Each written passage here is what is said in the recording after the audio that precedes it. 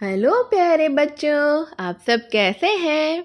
मेरे इस चैनल में आप सभी का स्वागत है। आज मैं आप सबके लिए लेकर आई हूँ अकबर और बीरबल की कहानियाँ। आज हम उनकी ढेर सारी कहानियाँ सुनेंगे। सबसे पहली कहानी है ईश्वर अच्छा ही करता है। तो चलिए सुनते हैं ये कहानी। बीरबल एक ईमानदार और धर्मप्रिय व्यक्ति था।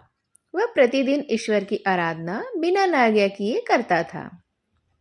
इससे उसे नैतिक और मानसिक बल प्राप्त होता था। वह अक्सर कहा करता था कि ईश्वर जो कुछ भी करता है मनुष्य के भले के लिए ही करता है। कभी कभी हमें ऐसा लगता है कि ईश्वर हम पर कृपा दृष्टि नहीं रखता, लेकिन ऐसा होता नहीं है। और कभी कभी तो उसके वरदान को भी लोग शाप समझने की भूल कर बैठते हैं। वह हमको थोड़ी पीड़ा इसीलिए देते हैं ताकि बड़ी बड़ी पीड़ा से हमें बचा सकें। एक दरबारी को बीरबल की ऐसी बातें पसंद नहीं आती थीं। एक दिन वही दरबारी दरबार में बीरबल को संबोधित करता हुआ बोला, देखो, ईश्वर ने मेरे साथ क्या किया है। कल शाम को जब मैं जानवरों के लिए चारा काट रहा था तो अचानक मेरी छोटी सी उंगली कट गई। क्या अब भी तुम यही कहोगे कि ईश्वर ने मेरे लिए यह अच्छा ही किया है? कुछ देर चुप रहने के बाद बीरबल बोला, मेरा अब भी यही विश्वास है कि क्योंकि ईश्वर जो कुछ भी करते हैं मनुष्य के लिए भले के लिए ही करते हैं, तो इसमें भी कुछ अच्छा ही होगा। यह सुनकर दरबारी बेहद नाराज हो गया कि मेरी तो उंगली भी कट गई और बीरबल को इसमें भी अच्छाई नजर आती है। मेरी पीड़ा तो जैसे कुछ भी नहीं है। कुछ अन्य दरबारियों ने भी उसके सुर में ही सुर मिला लिया और उन्होंने भी यही कहा। तभी बीच में हस्तक्षेप करते हुए बादशाह अकबर बोले, बीरबल, हम भी अल्लाह पर भरोसा रखते हैं, लेकिन यहाँ तुम्हारी बात से हम सहमत नहीं हैं। इस दरबारी के मामले में ऐसी कोई बात भी दिखाई नहीं देती जिसके लिए उसकी तारीफ की जाए। बीरबल थोड़ा मुस्कुराया और बोला, ठीक है जहाँपना, समय ही बताएगा अब तो कि क्या सही है क्या गलत है। अब तक 3 महीने बीत चुके थे। वह दरबारी जिसकी उंगली कट गई थी घने जंगल में शिकार खेलने निकला हुआ था। एक हिरण का पीछा करते वह भटककर आदिवासियों के हाथों में जा पड़ा। वह आदिवासी अपने देवता को प्रसन्न करने के लिए मानव की बलि में विश्वास रखते थे। अतः वे उस दरबारी को पकड़कर मंदिर में ले गए जहां पर बलि दी जाती है और बलि चढ़ाने के लिए उसे वहां पर रख दिया। लेकिन जब पुजारी ने उसके शरीर का निरीक्षण किया तो हाथ की एक उंगली कम पाई गई। अरे नहीं नहीं, इस आदमी की तो बलि नहीं दी जा सकती है, मंदिर के पुजारी ने बोला। इसकी तो यदि 9 उंगलियां वाले इस आदमी को बलि चढ़ा दिया गया तो हमारे देवता खुश होने की बजाय क्रोधित हो जाएंगे। अधूरी बलि उन्हें कभी पसंद नहीं आएगी। हमें महामारियों का, बाढ़ का या सूखे का प्रकोप झेलना पड़ सकता है, इसलिए इसे यहीं छोड़ देना ठीक रहेगा। और उस दरबारी को वहीं मुक्त कर दिया गया। अगले दिन वह दरबारी दरबार में बीरबल के पास आकर रोने लगा। तभी बादशाह भी दरबार में आ पहुंचे और उस दरबारी को बीरबल के सामने रोता देखकर बेहद हैरान हो गए। अरे तुम्हें क्या हुआ, तुम रो क्यों रहे हो? अकबर ने सवाल किया। जवाब में उस दरबारी ने अपनी आपबीती विस्तार से कह सुनाई। वह बोला, अब मुझे विश्वास हो गया है कि ईश्वर जो कुछ भी करता है मनुष्य के भले के लिए ही करता है। यदि मेरी उंगली नहीं कटी होती तो निश्चित ही आदिवासी आज मेरी बलि चढ़ा देते। इसीलिए तो मैं रो रहा हूँ, लेकिन ये खुशी के आंसू हैं। मैं खुश हूँ क्योंकि मैं आज जिंदा हूँ। बीरबल के ईश्वर पर विश्वास को संदेह की दृष्टि से देखना मेरी बहुत बड़ी भूल थी। अकबर ने मंद मंद मुस्कुराते हुए दरबारियों की ओर देखा जो अब सिर झुकाए चुपचाप खड़े थे। अकबर को गर्व महसूस हो रहा था कि बीरबल जैसा बुद्धिमान उसके दरबारियों में से एक है जो भगवान में इतनी आस्था रखता है, जो भगवान के हर किए पे विश्वास रखता है, जो यह मानता है कि भगवान जो कुछ करते हैं वह अच्छे के लिए ही करते हैं। इस तरह से बच्चों, ये कहानी तो यहीं खत्म होती है। अगली कहानी मैं आपको सुनाती हूँ, ऊंट की गर्दन। अकबर बीरबल की हाजिर जवाबी के बड़े ही कायल थे। एक दिन दरबार में खुश होकर उन्होंने बीरबल को कुछ पुरस्कार देने की घोषणा कर दी। लेकिन बहुत दिन गुजरने के बाद भी बीरबल को कोई पुरस्कार प्राप्त नहीं हुआ। बीरबल बड़ी ही उलझन में थे कि महाराजा को याद दिलाएं तो भला कैसे याद दिलाएं। फिर एक दिन महाराज अकबर यमुना नदी के किनारे शाम की सैर पर निकल पड़े। बीरबल उनके साथ भी थे। अकबर ने वहां एक ऊंट को घूमते हुए देखा। अकबर ने बीरबल से पूछा, बीरबल बताओ, ऊंट की गर्दन क्यों मुड़ी हुई है? ऐसा क्यों होता है कि ऊंट की गर्दन मुड़ी होती है? बीरबल ने सोचा, महाराज को उनका वादा याद दिलाने का यह सही समय है। उन्होंने जवाब दिया, महाराज, यह ऊंट किसी से वादा करके भूल गया है, जिसके कारण ऊंट की गर्दन मुड़ गई है। महाराज कहते हैं कि जो भी अपना वादा भूल जाता है तो भगवान उसकी गर्दन ऊंट की तरह ही मोड़ देते हैं। यह एक तरह की सजा होती है। तभी अकबर को ध्यान आता है कि वह भी तो बीरबल से किया अपना वादा भूल गए हैं। उन्होंने बीरबल से जल्दी से महल में चलने के लिए कहा और महल में पहुंचते ही सबसे पहले बीरबल को पुरस्कार की धनराशि सौंप दी और बोले, मेरी गर्दन तो ऊंट की तरह नहीं मुड़ेगी ना बीरबल। और यह कहकर अकबर अपनी हंसी नहीं रोक पाए और इस तरह बीरबल ने अपनी चतुराई से बिना मांगे ही राजा से, बिना उन्हें याद दिलाए, अपना पुरस्कार राजा से प्राप्त कर लिया और अब वह भी बेहद खुश था। ये कहानी भी यहीं खत्म हो गई। अब एक और कहानी सुनते हैं, कल, आज और कल। एक दिन बादशाह अकबर ने ऐलान किया कि जो भी मेरे सवालों का सही जवाब देगा उसे भारी इनाम दिया जाएगा। और सवाल कुछ इस प्रकार था, ऐसा क्या है जो आज भी है और कल भी रहेगा? ऐसा क्या है जो आज भी नहीं है और कल भी नहीं होगा? और ऐसा क्या है जो आज तो है लेकिन कल नहीं होगा? इन तीनों सवालों के उदाहरण भी आपको देने हैं। तो बच्चों, क्या आप भी मन में सोचेंगे कि इन तीनों सवालों के जवाब आपके मन में क्या आ रहे हैं? और मुझे कमेंट में ज़रूर बताइएगा। मैं भी तो देखूं कि आखिर आप क्या क्या सोचते हैं और आप में से कौन सा बच्चा बीरबल जितना बुद्धिमान है। चलिए आगे सुनते हैं। किसी को भी चतुराई भरे इन तीनों सवालों का जवाब नहीं सूझ रहा था। तभी बीरबल बोला, हुजूर, आपके सवालों का जवाब मैं तो दे सकता हूँ, लेकिन इसके लिए आपको मेरे साथ शहर का दौरा करना होगा, तभी आपके सवाल सही ढंग से हल हो पाएंगे। अकबर और बीरबल ने वेश बदल लिया और सूफियों का बाना पहनकर निकल पड़े। कुछ ही देर बाद वे बाजार में खड़े थे। फिर दोनों एक दुकान में घुस गए। बीरबल ने दुकानदार से कहा, हमें बच्चों की पढ़ाई के लिए मदरसा बनाना है, तुम हमें इसके लिए हजारों रुपये दे दो। जब दुकानदार ने अपने मुनीम से कहा कि इन्हें 1000 रुपये दे दो, तो बीरबल बोला, जब मैं तुमसे रुपये ले रहा होऊंगा तो तुम्हारे सिर पर जूता मारूंगा। हर एक रुपये के पीछे एक जूता पड़ेगा। बोलो, क्या तुम तैयार हो? यह सुनते ही दुकानदार के नौकर का पारा चढ़ गया और वह बीरबल से दो दो हाथ करने के लिए आगे बढ़ गया। लेकिन दुकानदार ने नौकर को शांत करते हुए कहा, मैं तैयार हूँ, लेकिन मेरी एक और शर्त है। मुझे तुम्हें विश्वास दिलाना होगा कि मेरा पैसा इसी नेक काम में ही खर्च होगा।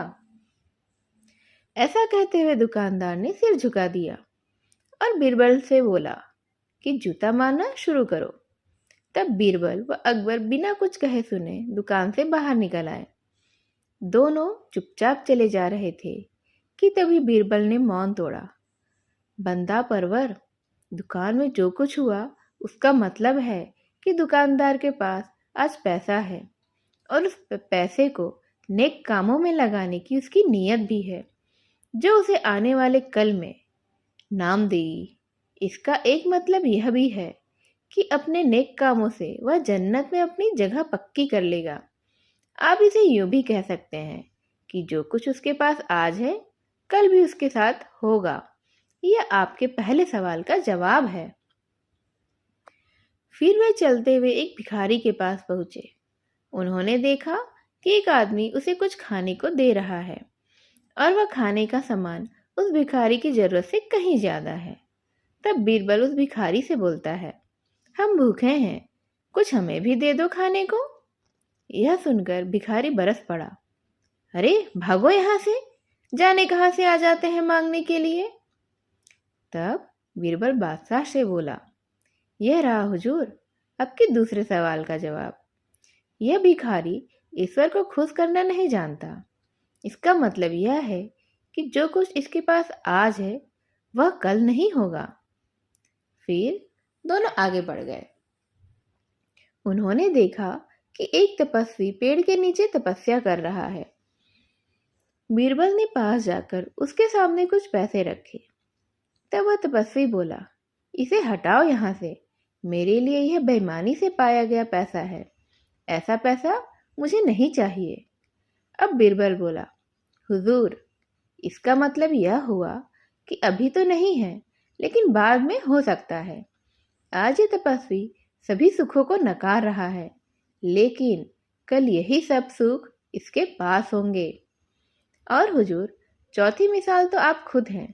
पिछले जन्म में आपने शुभ कर्म किए थे, जो यह जीवन आप शानो शौकत के साथ बिता रहे हैं। किसी चीज की कोई कमी नहीं है। यदि आपने इसी तरह ईमानदारी और न्यायप्रियता से राज करना जारी रखा, तो कोई भी कारण नहीं है कि यह सब कुछ कल भी आपके पास नहीं होगा। लेकिन यह ना भूलें कि यदि आप राह भटक गए तो आपके साथ कुछ भी नहीं रहेगा। इस तरह से बीरबल ने उदाहरण के साथ अकबर के सारे प्रश्नों के उत्तर दे दिए। और यह सुनकर बीरबल की बुद्धिमत्तापूर्ण चतुराई से भरे हुए जवाब सुनकर बादशाह बेहद खुश हो गए और उन्हें सब समझ में आ चुका था कि उनके प्रश्नों का क्या उत्तर है, कि ऐसी क्या चीज़ है जो आज भी है कल भी रहेगी, जो आज नहीं है तो कल भी नहीं होगी, और जो आज है लेकिन कल नहीं होगी। तो बच्चों आपको भी समझ में आया ना कि इन प्रश्नों के उत्तर क्या हैं। चलिए अब हम एक और कहानी सुनते हैं, कवि और धनवान आदमी की। एक दिन एक कवि किसी धनी आदमी से मिलने गया और उसे कई सुंदर कविताएं इस उम्मीद के साथ सुनाई कि शायद वह धनवान खुश होकर कुछ इनाम उसे दे देगा। लेकिन यह धनवान भी महाकंजूस निकला। बोला, तुम्हारी कविताएं सुनकर दिल खुश हो गया, तुम कल फिर से आना, मैं तुम्हें खुश कर दूंगा, कल शायद अच्छा इनाम मिलेगा। ऐसी कल्पना करता हुआ वह कवि घर पहुंच गया और सो गया। अगले दिन वह फिर उस धनवान की हवेली में जा पहुंचा। धनवान ने बोला, सुनो कवि महाशय, जैसे तुमने मुझे अपनी कविताएं सुनाकर खुश किया था, उसी तरह मैं भी तुमको बुलाकर खुश हूँ। तुमने मुझे कल कुछ भी नहीं दिया, इसीलिए मैं भी कुछ नहीं दे रहा, हिसाब बराबर हो गया। कवि तो बेहद निराश हो गया। उसने अपनी आपबीती एक मित्र को कह सुनाई और उस मित्र ने बीरबल को बता दिया। सुनकर बीरबल बोला, अब जैसा मैं कहता हूँ तुम वैसा ही करना। तुम उस धनवान से मित्रता करके उसे खाने पर अपने घर बुलाना। हाँ, अपने कवि मित्र को भी बुलाना मत भूलना, मैं तो खैर वहां मौजूद ही रहूंगा। कुछ दिनों बाद बीरबल की योजना अनुसार कवि के मित्र के घर दोपहर को भोज का कार्यक्रम तय हो गया। नियत समय पर वह धनवान भी आ पहुंचा। उसी समय बीरबल, कवि और कुछ अन्य मित्र भी बातचीत में मशगूल थे। समय गुजरता जा रहा था, लेकिन खाने पीने की कोई व्यवस्था ही नहीं थी, कोई नामो निशान भी नहीं था। वे लोग पहले की तरह बातचीत में ही व्यस्त थे। अब तो धनवान की बेचैनी बढ़ती जा रही थी। उसे बहुत भूख लग रही थी। जब उसे रहा नहीं गया तो बोल ही पड़ा, भोजन का समय तो कब का जा चुका है। क्या हम यहाँ खाने पर नहीं आए हैं? खाना? कैसा खाना? बिरबल ने पूछा। धनवान को बहुत गुस्सा आया। उसने बोला, क्या मतलब है तुम्हारा? क्या तुमने मुझे यहाँ खाने पर नहीं बुलाया है? खाने का कोई निमंत्रण ही नहीं था। यहाँ तो आपको खुश करने के लिए खाने पर आने को कहा गया था। यह जवाब बिरबल ने दिया था। धनवान का पारा 7वें आसमान पर चढ़ गया। क्रोधित स्वर में बोला, यह सब क्या है? इस तरह किसी इज्जतदार आदमी को बेइज्जत करना ठीक है क्या? तुमने मुझसे धोखा किया है। अब बिरबल हंसता हुआ बोला, यदि मैं कहूं कि इसमें कुछ भी गलत नहीं, तो फिर तुमने इस कवि से यही कहकर धोखा किया था ना कि कल आना, तो मैंने भी कुछ ऐसा ही किया। तुम जैसे लोगों के साथ तो ऐसा ही व्यवहार होना चाहिए। धनवान को अपनी गलती का आभास हुआ और उसने कवि को अच्छा इनाम देकर वहां से विदा ली। वहां मौजूद सभी बिरबल की प्रशंसा कर रहे थे और सब समझ रहे थे कि जैसे के साथ में तैसा ही करना चाहिए। जो जैसा करता है उसके साथ वैसा ही व्यवहार करने पर ही उसे समझ में आता है कि उसने कितनी बड़ी गलती की है या उससे कहाँ गलत हो रहा है ना बच्चों? चलो, क्या आप एक और कहानी सुनना चाहेंगे? ये कहानी है कितनी माताएं हैं। आइए सुनते हैं ये कहानी। एक बार अकबर बिरबल हमेशा की तरह टहलने जा रहे थे। रास्ते में एक तुलसी का पौधा दिखा तो मंत्री बिरबल ने झुककर प्रणाम किया। अकबर ने बोला, कौन है ये? बिरबल ने बोला, ये मेरी माता है। अकबर ने तुलसी के झाड़ को उखाड़कर फेंक दिया और बोला, कितनी माता है तुम लोगों की? बीरबल को इसका जवाब देने की एक तरकीब सूझी। आगे एक बिच्छू पत्ती। बिच्छू पत्ती क्या होता है पता है बच्चों? एक खुजली वाला झाड़ जिसको छूने से बेहद खुजली होने लगती है, वह मिला। बीरबल ने उसे दंडवत प्रणाम करके कहा, जय हो बाप मेरे। अकबर को अब गुस्सा आ गया और दोनों हाथों से झाड़ को उखाड़ने लगा। इतने में अकबर को भयंकर खुजली होने लगी, क्योंकि झाड़ को उखाड़ने के लिए उसने उस झाड़ को छुआ था ना। इतने में अकबर को जब खुजली हुई तब वह बोला, बीरबल ये क्या हो गया है? तब बीरबल ने कहा, आपने मेरी माँ को मारा ना, इसलिए ये गुस्सा हो गए हैं। अकबर अब जहां भी हाथ लगाता वहां उसे खुजली होने लगती थी। तब वह बोला कि बीरबल जल्दी कोई उपाय बताओ, नहीं तो मैं तो खुजा खुजा के मर जाऊंगा। तब बीरबल बोला, उपाय तो है, लेकिन वो भी हमारी माँ है तथा उससे ही विनती करनी पड़ेगी। तब अकबर ने बोला, ठीक है जल्दी करो, मुझे तो बहुत परेशानी हो रही है। देखो ना, मेरी चमड़ी लाल हो चुकी है खुजला खुजला कर, लगता है अब तो खून ही निकल आएगा। जो करना है तुम जल्दी करो। आगे एक गाय खड़ी थी।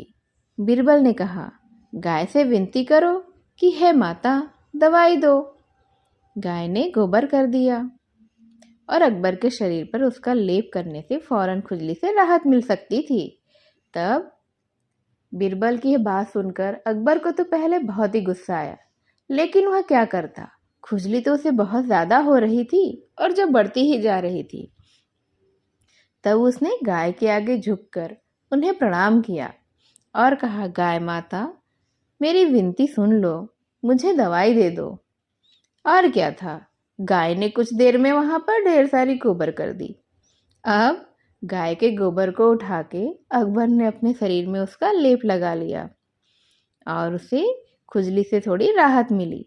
अकबर बोला, बीरबल अब क्या हम राजमहल ऐसे ही जाएंगे? तब बीरबल ने कहा, नहीं बादशाह, हमारी एक और माँ है, सामने ही गंगा नदी बह रही है जिसे हम गंगा माँ कहते हैं। आप बोलिए हर हर गंगे, जय गंगा मैया की, और इसमें स्नान करिए, डुबकी मारिए। तब नहाकर अपने आप को तरोताजा महसूस करते हुए अकबर ने बीरबल से कहा कि ये तुलसी माता, गौ माता, गंगा माता तो जगत माता है, इनको मानने वाले को ही हिंदू कहते हैं। ऐसे लोगों को मेरा प्रणाम है जो हर उस चीज़ को प्रणाम करते हैं जो आपके स्वास्थ्य के लिए, आपके लिए उपयोगी है। और मेरा तुम्हें भी प्रणाम है जो तुमने मुझे यह बात समझाई, और मैंने जो तुम्हारा और तुम्हारा तुलसी माता का जो अपमान किया था उसके लिए मुझे क्षमा करो। इस तरह बीरबल ने अपने हिंदू धर्म की भी रक्षा की और अपने हिंदू धर्म के बारे में अकबर को भी समझा दिया। और अकबर इस बात का कायल हो चुका था कि किस तरह हिंदू अपनी सभ्यता की, अपनी मान्यताओं की रक्षा करते हैं, और उनकी हर एक मान्यता के पीछे कोई ना कोई कारण होता है। इस तरह बच्चों, आज की अकबर बीरबल की कहानियां मैं यहीं ख़त्म करती हूँ। और भी ढेर सारी कहानी के साथ मैं आपसे फिर मिलूंगी। तब तक के लिए आप मेरे चैनल को सब्सक्राइब कर दीजिए और लाइक कर दीजिए। ओके बच्चों, बाय बाय।